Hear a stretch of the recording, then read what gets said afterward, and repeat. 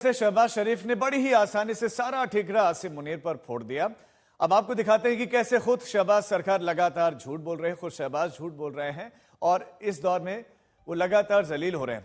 अब आपको बताते हैं कि लगातार विदेशों का दौरा कर रहे हैं शहबाज शरीफ और आसिम मुनीर और वहां पर लगातार झूठ परोसा जा रहा है, लेकिन खुद को एक्सपोज भी लगातार कर रहे हैं कि उनकी प्लानिंग थी कि भारत पर अटैक करें, लेकिन उससे पहले ही भारत ने ब्रह्मोस दे मारे। कौन कह रहे हैं? खुद शहबाज शरीफ बता रहे हैं। और फील्ड मार्शल ने हमें बताया कि हमला हो गया, रावलपिंडी पर ब्रह्मोस आकर गिर गया है। ये सारी जानकारियां दी जा रही हैं। और कौन दे रहा है जानकारी? पाकिस्तानी सरकार दे रही है, लेकिन पाकिस्तान में ये लोग कुछ और कह रहे हैं। पाकिस्तानी जनता को तो खूब इन लोगों ने गुमराह किया हुआ है। और वहां पर मुनीर को उन्होंने खड़ा किया और कहा कि जरा मैं आपको परिचय दे दूं कि आपने क्या काम किया है।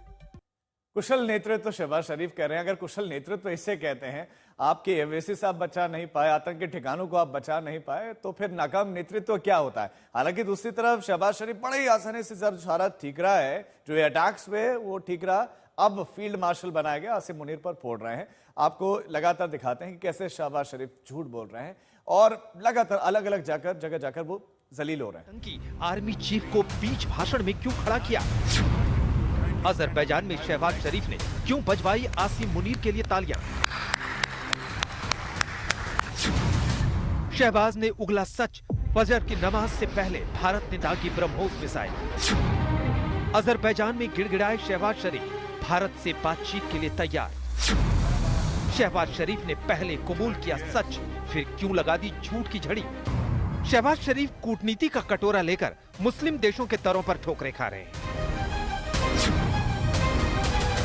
ईरान में तो भारत के खिलाफ माहौल बनाने के लिए गई शहबाज एंड कंपनी के जूते ही उतरवा लिए गए। भारत के साथ बातचीत के लिए गिड़गिड़ाते हुए शहबाज शरीफ आसिम मुनीर को लेकर ईरान के सुप्रीम लीडर खामनेई के दरबार में हाजिर हुए, तो यहाँ शहबाज के जूते उतरवा लिए जाते हैं।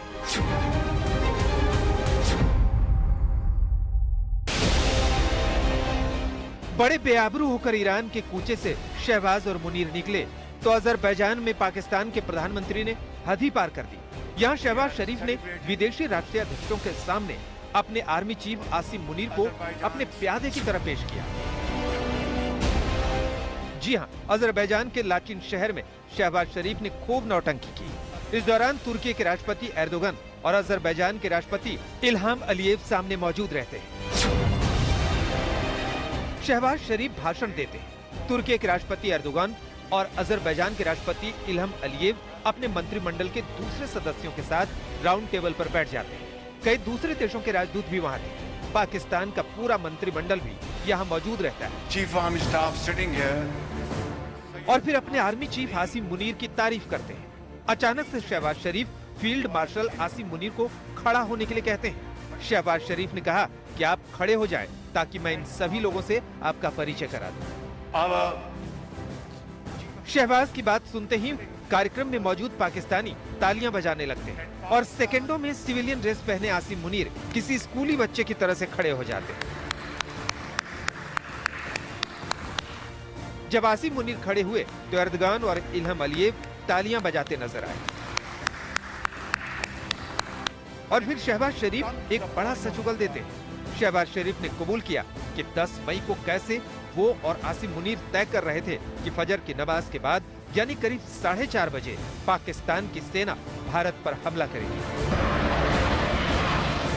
लेकिन पाकिस्तान की सेना हमला करती उससे पहले ही भारत ने पाकिस्तान पर ब्रह्मोस मिसाइल दाग दी और पाकिस्तान के कई राज्यों को हिट किया।